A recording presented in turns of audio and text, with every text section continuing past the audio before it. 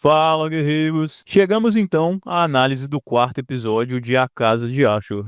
É aquele tipo de episódio que entrega, sim, bons momentos, algumas referências bem fortes à série original, mas também acho que erra em algumas decisões narrativas que, inclusive, enfraqueceram o episódio anterior, na minha opinião. Mas, claro, também tem aquele momento final com a aparição de César, que deixa o próximo episódio prometendo bastante. Então, bora lá analisar. Bom, então o que aconteceu nesse episódio? O episódio começa com a Aquilea continuando aquele treino específico para enfrentar os irmãos Ferox, agora sob o comando direto do Kelados, que tá como Dokitori, e ele dá ali até boas orientações, tenta ajustar a estratégia, mas o resultado é o mesmo. A Aquilea apanha novamente. E nesse momento, o Ashur chega, ele urina ao lado da Aquilea, que tá ali caída no chão, e pergunta se ela realmente vai ou não provar o seu valor. E com isso aqui, para mim, o Ashur tem dois objetivos bem claros. Ele quer provocar a Aquilea até o limite e mostrar para os outros gladiadores que ela não vai ter um tratamento especial. O Ashur deixa claro aqui que ninguém vai ser poupado, nem mesmo a sua grande aposta. E logo depois chega ali uma mensagem de Crassus, avisando que ele pretende ir à casa de Ashur, e vemos aqui Ashur repetir exatamente o comportamento de Batiatus. Mesmo sem dinheiro, ele tenta comprar os melhores produtos para estar decorando a casa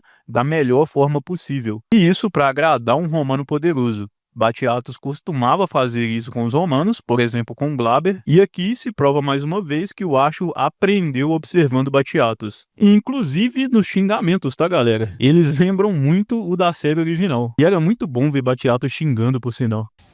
Ah, que Júpiter me foda! Chova pelo pênis de Júpiter, dá pra chover!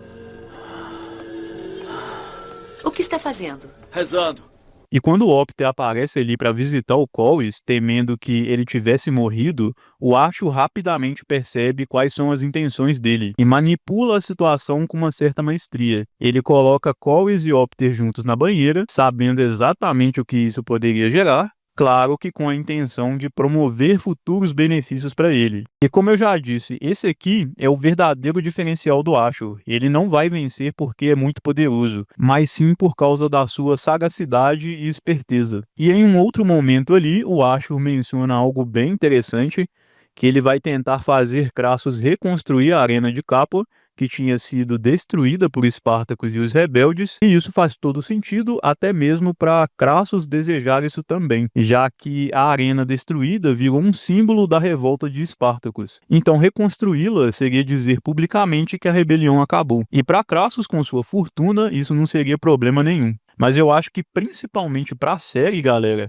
o retorno da arena original seria muito grande, ainda mais com a qualidade visual que a gente tem agora, que é bem superior à série original. Então eu tenho certeza que isso provavelmente deve acontecer. Talvez não nessa temporada, mas vai acontecer. E de volta ao Ludus, a Aquilea ali tá saboreando sua refeição sozinha, mais uma vez, só que agora Céladus se senta perto dela. E essa conversa entre os dois aqui é bem mais interessante do que parece. Primeiramente, tem mais uma referência às frases que Batiatus costumava usar e o próprio contexto da casa de Batiatus, quando a Aquilea diz isso aí que tá na legenda, e Kelados diz que é uma coisa familiar dessa casa. E logo em seguida, o Kelados explica por que ela não é respeitada pelos gladiadores. Claro, além do fato óbvio dela ser uma mulher. Ela não é respeitada também pelo fato da Aquilea já ter sido prometida como campeã pelo Ashur, e principalmente porque ela recebeu a marca da Irmandade sem ter passado pelo teste. E, inclusive, isso espelha muito o próprio Ashur no passado, já que ele ganhou a marca por ter feito um serviço para Batiatus, e não por ter passado no teste. E tanto Ashur quanto Aquilea são desprezados por isso pelos outros gladiadores. E bom, depois de ser humilhado no mercado, o Ashur conversa com Colwys em uma sala vazia da sua casa. E essa sala não é qualquer sala, é a antiga sala dos campeões da casa de Batiatus. Ali já foi representado Titus com seus campeões, como Magnétios, Enamos, entre outros, e Batiatus com campeões como Crixus, Gânicos e Espartacus. E da mesma forma como Batiatus ansiava por um campeão que ele pudesse colocar sua estátua nessa sala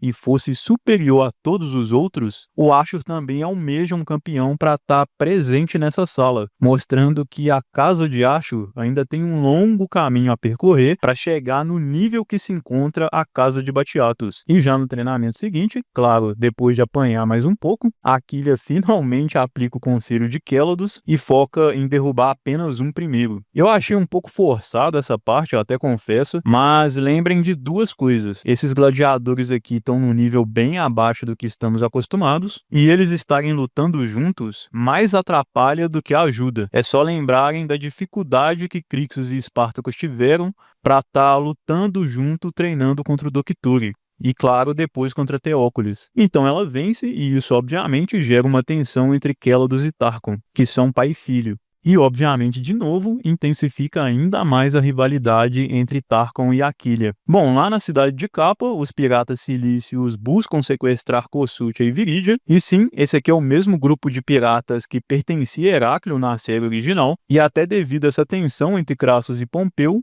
os cilícios estão conseguindo se infiltrar nas cidades, já que está tendo uma fragilidade da segurança devido a essa tensão entre os dois líderes. Colwys e Ashur chegam bem a tempo. Ashur salva Virídia, colocando Ashur ali momentaneamente num papel de herói, algo que ele nunca foi, e também, acredito, ter sido uma referência a Gânico salvando Cibele. Pelo menos eu achei parecido com essa imagem do herói visto por ela. E Colwys salva Cossútia, ironicamente, o homem que ela tinha tentado matar anteriormente. E como recompensa, Gabinius oferece posição nos jogos para os gladiadores de Ashur, provavelmente sendo até mais de um gladiador. E nessa parte aqui, na conversa entre Gabinius e Ashur, eu gostei de como Ashur está aprendendo a lidar rapidamente com os romanos, algo que faz sentido com um personagem inteligente e manipulador que a gente conhece, mas algo que eu não gostei foi o fato de que Gabinius ter dado a posição dos jogos para Ashur invalida todo aquele plano feito pelo Ashur no terceiro episódio, que inclusive eu tinha gostado tanto.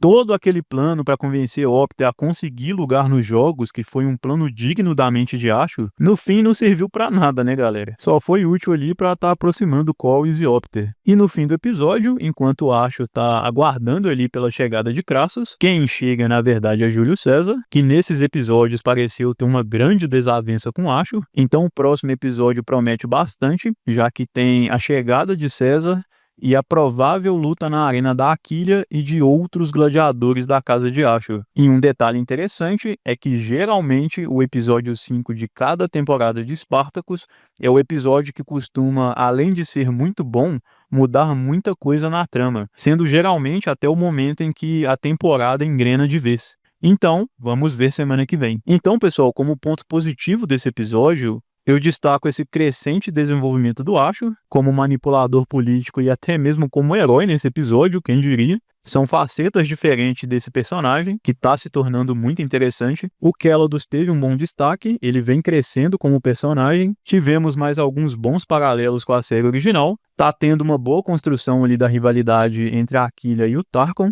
E a tensão entre Crassus e Pompeu, mesmo que sutil, continua sendo bem trabalhada. E como ponto negativo, como eu disse, a recompensa de Gabinius invalida o excelente plano do episódio 3.